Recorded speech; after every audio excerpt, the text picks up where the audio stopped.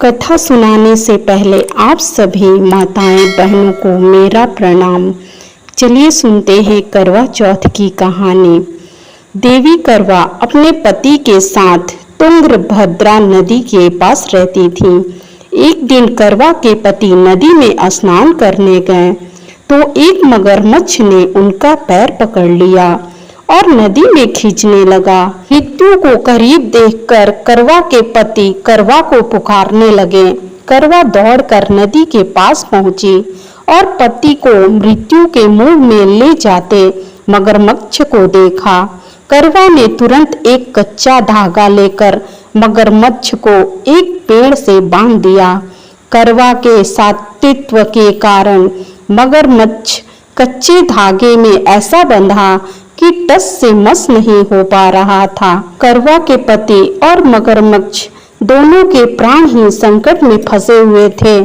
करवा ने यमराज को पुकारा और अपने पति को जीवन दान देने और मगरमच्छ को मृत्यु दंड देने के लिए कहा।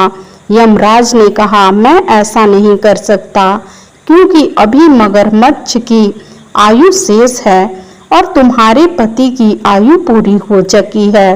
क्रोधित होकर करवा ने यमराज से कहा, अगर आपने ऐसा नहीं किया तो मैं आपको श्राप दे दूंगी। सती के श्राप से भयभीत होकर यमराज ने तुरंत मगरमच्छ को यमलोक भेज दिया और करवा के पति को जीवन दान दिया। इसलिए करवा चौथ के व्रत में सुहागिन स्त्रियां करवा माता से प्रार्थना करती हैं, हे करवा माता, जैसे आपने अपने पति को मृत्यु के मुंह से वापस निकाल लिया वैसे ही मेरे सुहाग की भी रक्षा करना। चौथ माता की एक और कथा प्रचलित है।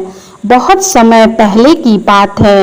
एक साहूकार के 7 बेटे और उनकी एक बहन करवा थी। सभी 7 भाई अपनी बहन से बहुत प्यार दुलार करते थे, यहाँ तक कि वे पहले उसे खाना खिलाते और बाद में स्वयं खाते थे। एक बार उनकी बहन ससुराल से मायके आई हुई थी। शाम को भाई जब अपना व्यवसाय बंद कर घर आया तो देखा उसकी बहन बहुत व्याकुल थी। सभी भाई खाना खाने बैठे और अपनी बहन से भी खाना खाने का आग्रह करने लगे, लेकिन बहन ने बताया कि आज उसका करवा चौथ का निर्जला व्रत है और वह खाना सिर्फ चंद्रमा को देखकर और उसे अर्घ देकर ही खा सकती है। चूंकि चंद्रमा अभी तक नहीं निकला था, इसलिए वह भूख प्यास से व्याकुल हो उठी थी। सबसे छोटे भाई को अपनी बहन की हालत देखी नहीं जाती और वह दूर पीपल के पेड़ पर एक दीपक जलाकर चलने की ओट में रख देता है। दूर से देखने पर वह ऐसा प्रतीत होता है कि जैसे चतुर्थी का चांद उदित हो रहा हो। उसके बाद भाई अपनी बहन को बताता है कि चांद निकल आया है, तुम उसे अर्घ देने के बाद भोजन कर सकती हो। बहन खुशी के मारे सीढ़ियों पर चढ़कर चांद को देखती है, उसे अर्घ देकर खाना खाने बैठ जाती है। वह पहला टुकड़ा मुंह में डालती है तो उसे छींक आ जाती है, दूसरा टुकड़ा डालती है तो उसमें बाल निकल जाता है और जैसे ही तीसरा टुकड़ा मुंह में डालने की कोशिश करती है तो उसके पति की मृत्यु का समाचार उसे मिलता है। वह बौखला जाती है। उसकी भाभी उसे सच्चाई से अवगत कराती है कि उसके साथ ऐसा क्यों हुआ। करवा चौथ का व्रत गलत तरीके से टूटने के कारण देवता उससे नाराज हो गए हैं और उन्होंने ऐसा किया है। सच्चाई जानने के बाद करवा निश्चय करती है कि वह अपने पति का अंतिम संस्कार नहीं होने देगी और अपने सतीत्व से उन्हें पुनर्जीवन दिलाकर रहेगी। वह पूरे 1 साल तक अपने पति के शव के पास बैठी रहती है, उनकी देखभाल करती है। उसके ऊपर उगने वाली सुई नुमा घास को वह एकत्रित करती जाती है। 1 साल बाद फिर करवा चौथ का दिन आता है। उसकी सभी भाभियां करवा चौथ का व्रत करती हैं। जब भाभियां उससे आशीर्वाद लेने आती हैं तो वह प्रत्येक भाभी से यम सुई ले लो, पिए सुई दे दो, मुझे भी अपनी जैसी सुहागिन बना दो, ऐसा आग्रह करती है। लेकिन हर बार भाभी उसे अगली भाभी से आग्रह करने का कह चली जाती है। इस प्रकार जब छठे नंबर की भाभी आती है तो करवा उसे भी यही बात दोहराती है। यह भाभी उसे बताती है कि चूंकि सबसे छोटे भाई की वजह से उसका व्रत टूटा था, अतः उसकी पत्नी में ही शक्ति है कि वह तुम्हारे पति को दोबारा जीवित कर सकती है। इसलिए जब वह आए तो तुम उसे पकड़ लेना और जब तक वह तुम्हारे पति को जिंदा न कर दे उसे नहीं छोड़ना। ऐसा कहकर वह चली जाती है। सबसे अंत में छोटी भाभी आती है। करवा उससे भी सुहागन बनने का आग्रह करती है, लेकिन वह टाल मटोल करने लगती है। इसे देख करवा उसे जोर से पकड़ लेती है और अपने सुहाग को जिंदा करने के लिए कहती है। भाभी उससे छुड़ाने के लिए नोचती है, खसोटती है, लेकिन करवा नहीं छोड़ती। अंत में उसकी तपस्या को देखकर भाभी पसीज जाती है और अपनी छोटी उंगलियों को चीरकर उसमें से अमृत उसके पति के मुंह में डाल देती है। करवा का पति तुरंत श्री गणेश कहता हुआ उठ बैठता है। इस प्रकार प्रभु कृपा से उसकी छोटी भाभी के माध्यम से करवा को अपना सुहाग वापस मिल जाता है। हे श्री गणेश, माँ गौरी, जिस प्रकार करवा को चीर सुहागन का वरदान आपसे मिला, वैसे ही सब सुहागन को मिले। कहते हैं कि महिलाएं ये व्रत अपने घर की सुख समृद्धि, खुशहाली, संतान सुख और सौभाग्य की कामना से रखती हैं। इस दिन भगवान गणेश का पूजन किया जाता है और कहते हैं कि जिस व्यक्ति पर गणपति अपनी कृपा बरसाते हैं उनके जीवन में आ रही सभी कष्ट समाप्त हो जाते हैं। पूजा के बाद यह कथा अवश्य सुने। भाद्रपद महीना की संकटसी चतुर्थी हर प्रकार की सिद्धि दिया करती हैं। पहले कहे हुए प्रकार से उनकी पूजा करनी चाहिए, किंतु भोजनादि के संबंध में विशेष प्रकार आगे कहूँगा। श्री कृष्ण जी बोले, इस प्रकार पुत्र के कहने पर पार्वती ने पूछा कि पूजन और भोजन में कौन सा विशेष प्रकार करना चाहिए। श्री गणेश जी बोले, गुरुओं द्वारा कहे गए मार्ग से भक्ति युक्त हो उनके व्रत का आचरण करें। 12 महीने में भिन्न भिन्न नामों से उनकी पूजा करें। 12 महीने की चतुर्थी के दिन प्रातः काल नित्य कर्म से निर्मित होकर विनायक, एकदंत, कृपिंग, गजानन, लंबोदर, भालचंद्र, हिरण्यंब, विकट, वक्रतुंड, अखुरत, विघ्नराज तथा गणाधिप प्रभृति 12 नामों से पृथक पृथक पूजा करें। पहले कृत युग में नल नामक एक राजा हुआ, जिसकी दमयंती नाम की प्रसिद्ध परम सुंदरी एक रानी थी। दैव योग से स्त्री वियोग के दुख को देने वाला उसको एक श्राप मिला था। उस समय उसकी स्त्री ने इस उत्तम व्रत को किया था। पार्वती ने पूछा कि दमयंती ने किस विधि से इस व्रत को किया, जिससे तीसरे महीने में ही उसका पति नल प्राप्त हो गया।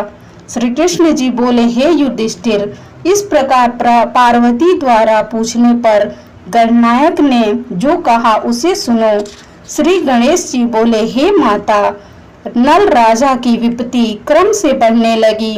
हाथी खाने से हाथी, घोड़े साले से घोड़े चोरी हो गए, चोरों ने खजाना लूट लिया, दुष्टों ने महलों में आग लगा दी, राज्य कार्य को चौपट करने वाले मंत्री भी इनको छोड़कर भाग गए।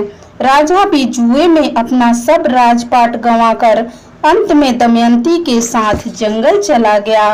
वहां भी विपत्ति ने उनका साथ नहीं छोड़ा और दुर्दव के कारण दमयंती ने उसका बिछोह हो गया। किसी नगर में जाकर राजा नल ने नौकरी कर ली, तो किसी नगर में रानी दमयंती ने, तो किसी अन्य शहर में राजपुत्र ने। अनेक प्रकार की व्याधियों से पीड़ित वे सभी अपने अपने कर्म के फल को भोगते हुए पृथक पृथक रहकर भिक्षा मांगकर दिन बिताने लगे। एक समय दमयंती महामुनि सरभंग के चरणों पर मस्तक नवाकर बोली। दमयंती ने कहा कि हे भगवान, मेरे पति और पुत्र विपुल राज्य तथा पहले के हाथी घोड़े आदि ऐश्वर्य कैसे पुनः प्राप्त होंगे। गणेश जी बोले। इस प्रकार दमयंती का वचन सुनकर सरभंग ऋषि बोले, हे दमयंती, बड़े से बड़े संकट को दूर करने वाला और समस्त कामनाओं को पूर्ण करने वाला व्रत कहता हूँ। सुनो, भाद्रपद कृष्ण चतुर्थी संकटा चतुर्थी कही जाती है। उस दिन पुरुष स्त्रियों को पहले कहे हुए प्रकार से एक दंत गजानन का पूजा करना चाहिए। उस व्रत के करने से हे देवी, 7 महीने में तुम्हारी मनोकामना सफल हो जाएगी।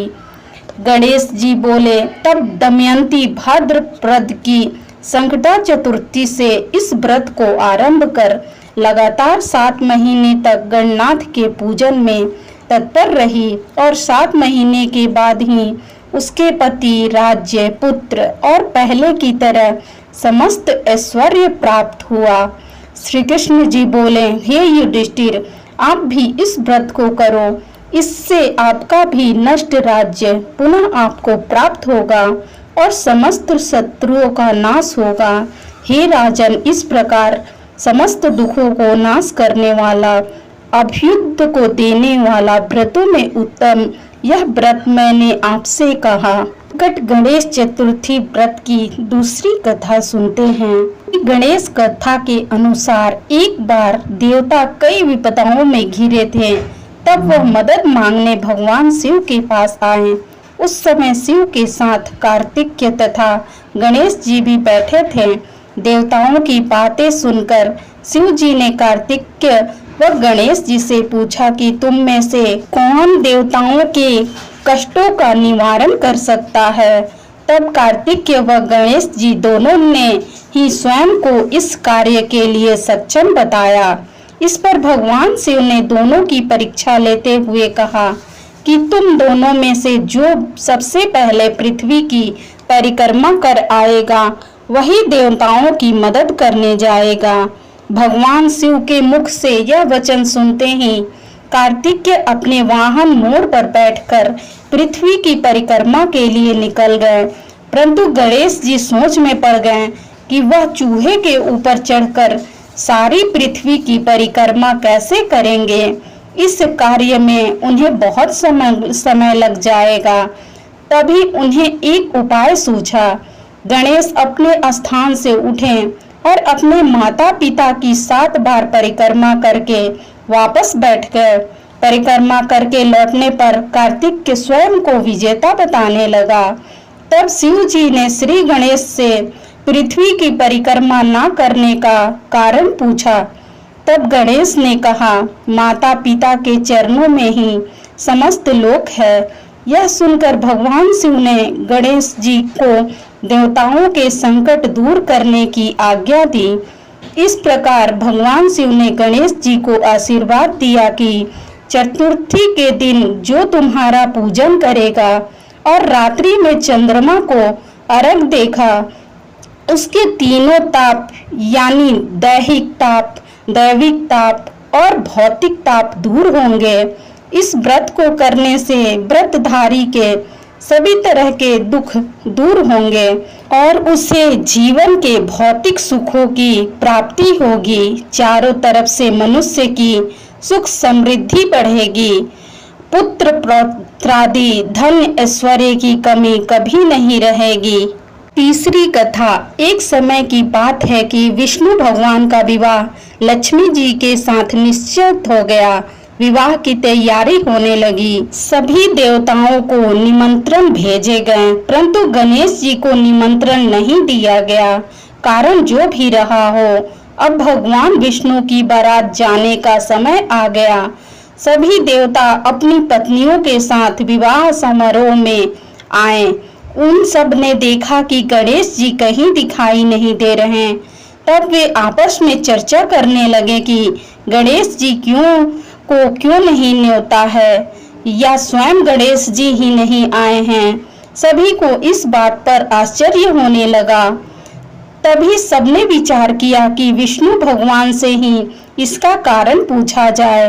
विष्णु भगवान से पूछने पर उन्होंने कहा कि हमने गणेश जी के पिता भोलेनाथ महादेव को न्योता भेजा है। यदि गणेश जी अपने पिता के साथ आना चाहते हैं तो आ जाते, अलग से न्योता देने की कोई आवश्यकता भी नहीं थी।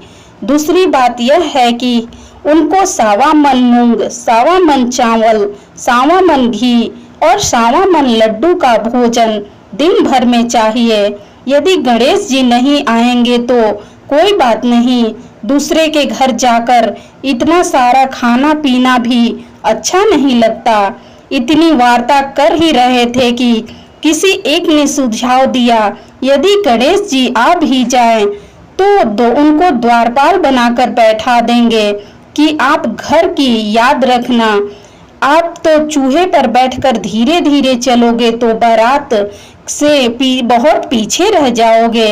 यह सुझाव भी सबको पसंद आ गया तो विष्णु भगवान ने अपनी सहमति दे दी।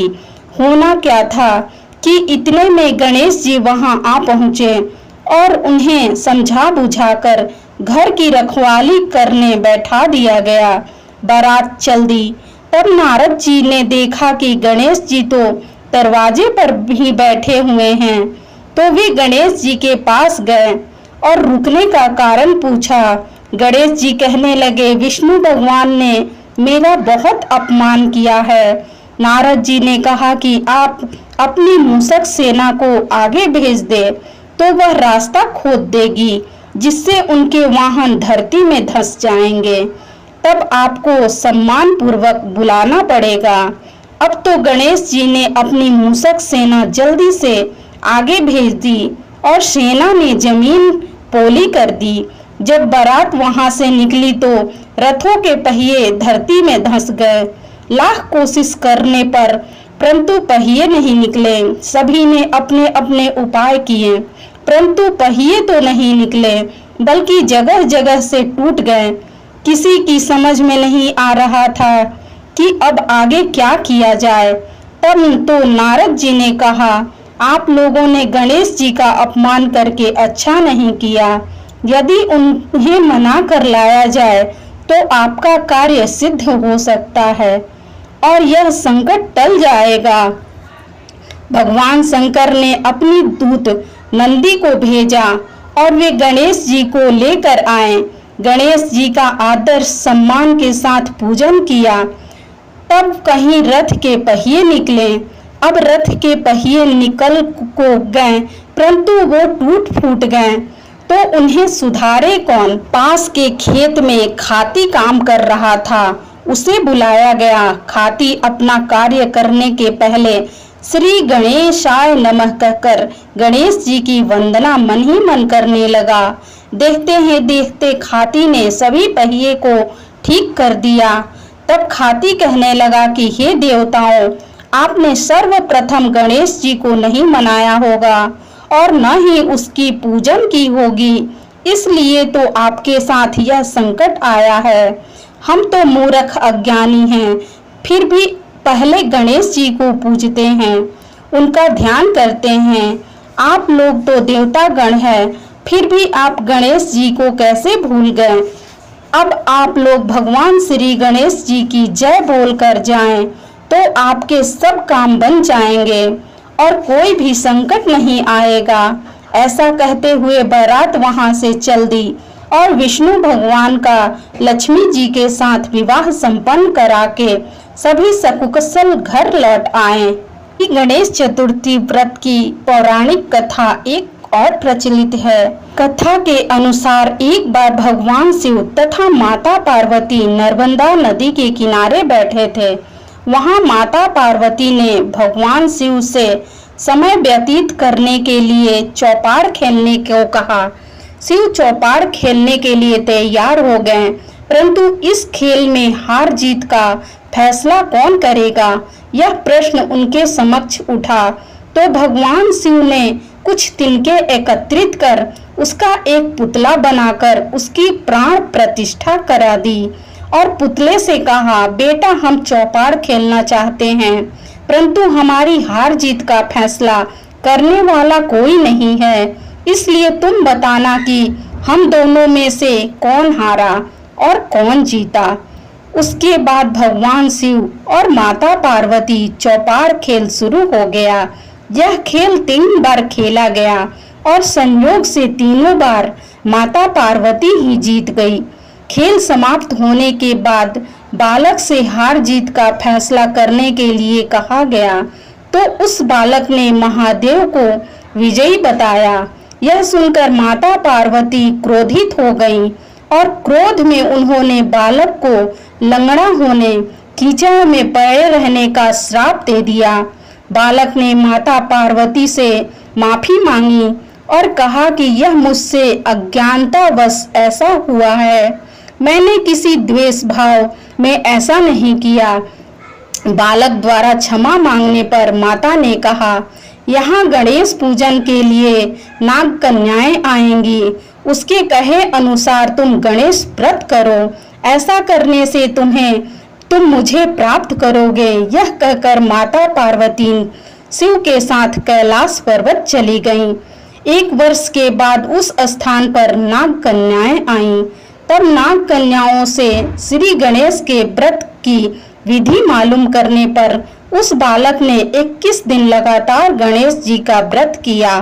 उसकी श्रद्धा से गणेश जी प्रसन्न हुए। उन्होंने बालक को मनोवांछित फल मांगने के लिए कहा। उस पर उस बालक ने कहा, हे विनायक, मुझ में इतनी शक्ति दीजिए, मैं अपने पैरों से चलकर अपने माता पिता के साथ कैलाश पर्वत पर पहुंच सकूं और वे यह देख प्रसन्न होंगे। तब बालक को वरदान देकर श्री गणेश अंतर ध्यान हो गए। इसके बाद वह बालक कैलाश पर्वत पर पहुंच गया और कैलाश पर्वत पर पहुंचने की अपनी कथा उसने भगवान शिव को सुनाई। चौपाड़ वाले दिन से माता पार्वती शिव जी से विमुख हो गई थीं। अतः देवी के रुष्ट होने पर भगवान शिव ने भी बालक के बताए अनुसार 21 दिनों तक श्री गणेश का व्रत किया। इस व्रत के प्रभाव से माता पार्वती के मन से भगवान शिव के लिए जो नाराजगी थी वह समाप्त हो गई। यह व्रत विधि भगवान शंकर ने माता पार्वती को बताई। यह सुनकर माता पार्वती के मन में भी अपने पुत्र कार्तिकेय से मिलने की इच्छा जागृत हुई। तब माता पार्वती ने भी 21 दिन तक श्री गणेश का व्रत किया तथा दुर्वा, फूल और लड्डुओं से गणेश जी का पूजन अर्चन किया। व्रत के 21वें दिन कार्तिक के स्वयं माता पार्वती से आ मिले। उस दिन से श्री गणेश चतुर्थी का यह व्रत समस्त कामनाओं की पूर्ति करने वाला व्रत माना जाता है।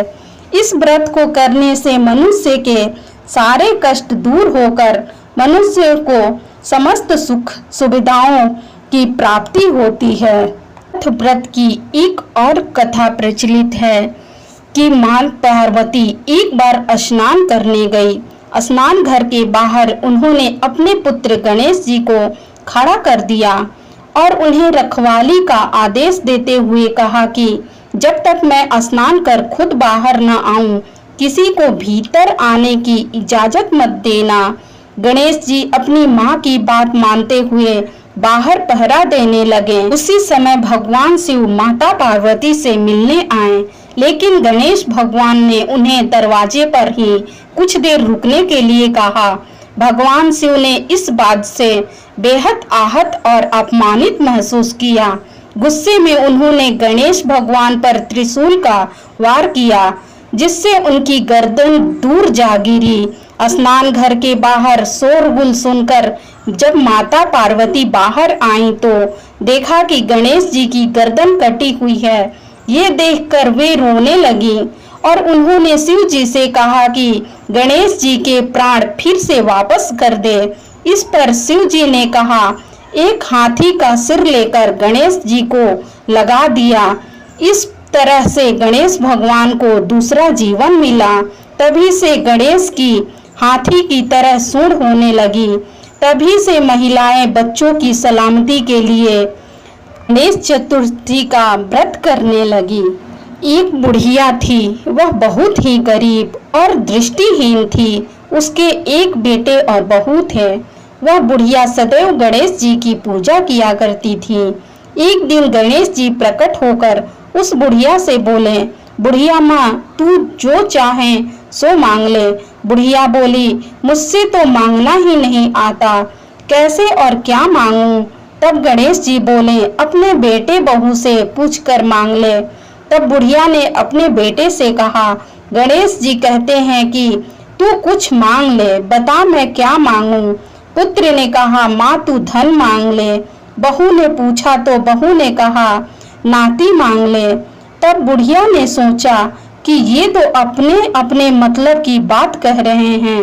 अतः उस बुढ़िया ने पड़ोसन से पूछा तो उन्होंने कहा, बुढ़िया तू थोड़े दिन जिएगी, क्या तू धन मांगे और क्या तू नाती मांगे? तू तो अपनी आंखों की रोशनी मांग ले, जिससे तेरी जिंदगी आराम से कट जाए। इस पर बुढ़िया बोली, यदि आप प्रसन्न हैं तो मुझे 9 करोड़ की माया दे, निरोगी काया दे, अमर सुहाग दे, आंखों की रोशनी दे, नाती दे, पोता दे और सब परिवार को सुख दे और अंत में मोक्ष दे। यह सुनकर गणेश जी बोले, बुढ़िया माँ, तुमने तो हमें ठग लिया। फिर भी जो तूने मांगा है वचन के अनुसार सब तुझे मिलेगा। और यह कहकर गणेश जी अंतर ध्यान हो गए।